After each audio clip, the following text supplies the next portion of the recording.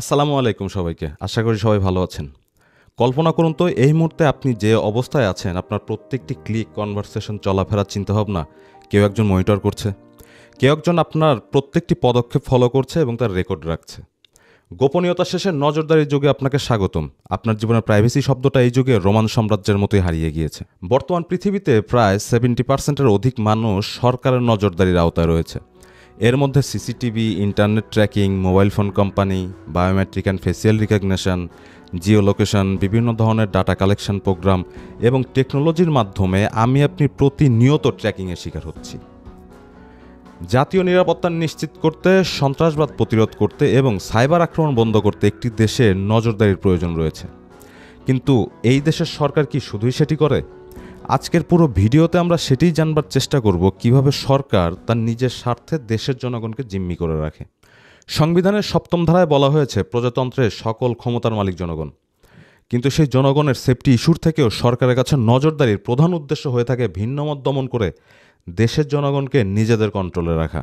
কিছুদিন আগেও বাংলাদেশে মোবাইল ব্যবহারকারীদের নজরদারির যে ব্যবস্থা ছিল তা হলো ব্যবহারকারী কোন এলাকায় আছেন তা বের করা যেত, কিন্তু স্পেসিফিক লোকেশন জানা যেত না। প্রথম আলোর রিপোর্ট অনুযায়ী গত ২০২৪ নির্বাচনের আগে নজরদারির নতুন ব্যবস্থা চালু করেছিল সরকার, যার মাধ্যমে মোবাইল ব্যবহারকারী স্পেসিফিক কোন ভবনে অবস্থান করছেন তা জানা যাবে। নজরদারির নতুন এই ব্যবস্থাটির নাম ইন্টিগ্রেটেড লফুল ইন্টারসেপশন সিস্টেম এবং এটি ইনস্টল করতে ব্যয় হয়েছিল প্রায় ২০০ কোটি টাকা।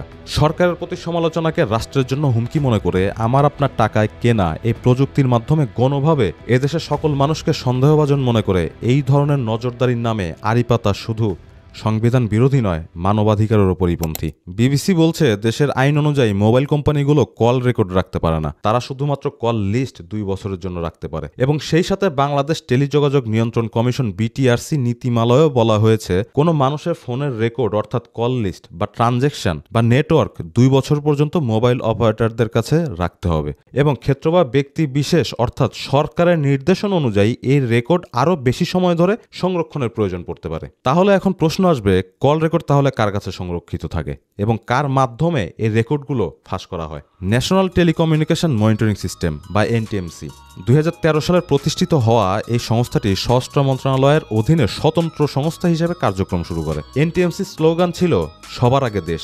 প্রকৃতপক্ষে এটা কি সবার আগে দেশ নাকি সবার আগে সরকারের স্বার্থ তা জানবো। প্রথমেই ফোন আলাপ ফাঁস নিয়ে কথা বলা যাক। এই এনটিএমসি সার্ভারে থাকে জনগণের এনআইডি এবং ব্যক্তিগত কল রেকর্ডের মতো স্পর্শকাতর তথ্য। একটা বিষয় খেয়াল করলে দেখবেন, কল রেকর্ড ফাঁসের ক্ষেত্রে সবসময় ব্যক্তিগত কথাবার্তা ফাঁস করা হয়, তবে যারা ক্ষমতায় থাকেন তাদের কখনো ফোন আলাপ ফাঁস হয় না। মূলত বিরোধী রাজনীতি বা মিডিয়া অথবা ভিন্ন মতের যখন কাউকে সরকার হুমকি হিসেবে মনে করে, শুধুমাত্র তাদেরই ফোন আলাপ ফাঁস হতে দেখা যায়। এর মানে হচ্ছে সরকারি কোনো সংস্থা ছাড়া ফোন আলাপ রেকর্ড বা ফাঁস করার অন্য কারো এই সক্ষমতা নেই। দেখবেন কোনো সরকারি দলের নেতা বা আমলা যখন দুর্নীতি করার জন্য কথা বলে সেগুলো কিন্তু কখনো ফাঁস হয় না, কিন্তু আমরা হেফাজত ইসলামের নেতা মামুনুল হকের ফোন রেকর্ড ফাঁস হতে দেখেছি এবং এই রেকর্ডগুলো বিভিন্ন চ্যানেলে দিনের পর দিন প্রচারও হতে দেখেছি। এই বিষয়ে যাওয়ার আগে আমরা জেনে আসব রাষ্ট্রের প্রচলিত আইন কি বলে। রাষ্ট্রের নিরাপত্তা প্রয়োজনে, যেমন জঙ্গি তৎপরতা ঠেকাতে বিদেশি গুপ্তচর সন্দেহ করলে অথবা রাষ্ট্রের নিরাপত্তা ব্যাহত হওয়ার আশঙ্কা থাকলে প্রশাসন আইনগতভাবে এনটিএমসি সহায়তায় কল রেকর্ড করতে চাওয়ার আবেদন করতে পারে। তবে কোনো নাগরিকের অ্যাক্টিভিটিস যদি রাষ্ট্রের জন্য হুমকি না হয় তাহলে আদালতের অনুমতি ব্যতীত অন্য কোনো উদ্দেশ্যে ফোনে আড়ি পাততে পারবে না। ২০১০ সালের সংশোধিত আইন অনুযায়ী ফোনে আড়ি পাতাকে শাস্তিযোগ্য অপরাধ হিসেবে বিবেচনা করা হয়েছে এবং কথাবার্তা আড়ি পেতে রেকর্ড করলে এবং তা প্রচার করলে ২ বছর কারাদণ্ড এবং ৫ কোটি টাকার জরিমানার বিধানও করা হয়েছে। তারপরও প্রতিনিয়তই ফোন আলাপ ফাঁস এবং বিভিন্ন অনলাইন প্ল্যাটফর্ম সহ টিভি চ্যানেলেও এগুলো প্রচার হতে দেখা যায়। কিন্তু টিভি চ্যানেলগুলো কোথা থেকে কল রেকর্ডগুলো সংগ্রহ করে তা কখনো তারা প্রকাশ করেনি। এক্ষেত্রে সরকারি কোনো সংস্থা এর দায় নিতে চায় না, আবার আইন বিরোধী হওয়ায় এটি নিয়ে কোনো তদন্তও হয় না। ঘটনার ভিকটিম এমনিতে একটি বিব্রতকর পরিস্থিতিতে পড়ায় এবং আরও হেনস্থা হওয়ার আশঙ্কা থাকায় তারা আইনি সাহায্যও নিতে চায় না। ২০২২ সাল থেকে এনটিএমসির মহাপরিচালক পদে দায়িত্ব পালন করেছিলেন অসংখ্য গুণ খুনের অভিযুক্ত এবং আলোচিত মেজর জেনারেল জিয়াউল আহসান। তিনি এনটিএমসির দায়িত্বে থাকাকালীন অসংখ্য কল রেকর্ড ফাঁস করা হয়। ধারণা করা হয় দেশে এখন পর্যন্ত প্রায় ১,০০০-এর বেশি কল রেকর্ড ফাঁস করা হয়েছে। কল রেকর্ডগুলো বা যে কোনো ব্যক্তিগত তথ্য এনটিএমসি প্রথমে সোশ্যাল মিডিয়া, পরবর্তীতে দেশি বিদেশি বিভিন্ন প্রতিষ্ঠান যারা প্রযুক্তি নিয়ে কাজ করে তাদের মাধ্যমে এটি ছড়িয়ে দেওয়া হতো। রাজনৈতিক ব্যক্তি থেকে শুরু করে সরকারের জন্য হুমকি এরকম অসংখ্য ব্যক্তির কল রেকর্ড ফাঁস করেন তিনি। এরা শুধু কল রেকর্ড বা ব্যক্তিগত তথ্য ফাঁসের মধ্যে সীমাবদ্ধ ছিল তা নয়, দেশের 46টি সংস্থার 500 কর্মকর্তার এনটিএমসি সার্ভারে অ্যাক্সেস রয়েছে এবং এই সার্ভারে থাকা জনগণের ব্যক্তিগত তথ্য টাকার বিনিময়েও বিক্রি করা হয়েছে। সর্ষের মধ্যেই যদি ভূত থাকে সেই ভূত তাড়াবার সাধ্যকার। এবার দেখে আসি আমার আপনাকে জিম্মি করে রাখার জন্য রাষ্ট্র কি ব্যবস্থা রেখেছে। আল জাজিরা বলছে 2018 সালে থাইল্যান্ডের মধ্যস্থতায় বাংলাদেশ আর্মি ইসরায়েলের তৈরি নজরদারি কিছু ইকুইপমেন্ট কিনেছিল যা একই সাথে কয়েক শত মোবাইল ফোন মনিটর করতে পারে। সেই সাথে বাংলাদেশ আর্মি ইন্টেলিজেন্সের কিছু অফিসার এই প্রযুক্তি অপারেট করার জন্য হাঙ্গেরিতে ট্রেনিংও নিয়েছিল ইসরায়েলি এক্সপার্টদের কাছ থেকে এবং দুই পক্ষই এই ডিলটি অপ্রকাশ করার চুক্তিতে সাইন করে। কিন্তু মধ্যস্থতাকারী থাইল্যান্ড নিশ্চিত করে যে এই প্রযুক্তিটি ইসরায়েল থেকে ইম্পোর্ট করা হয়েছে এবং এই তথ্য যেন কোনোভাবে বাংলাদেশের সাধারণ মানুষ না জানতে পারে তার জন্যই ডিলটি সম্পূর্ণভাবে গোপন করা হয়েছিল।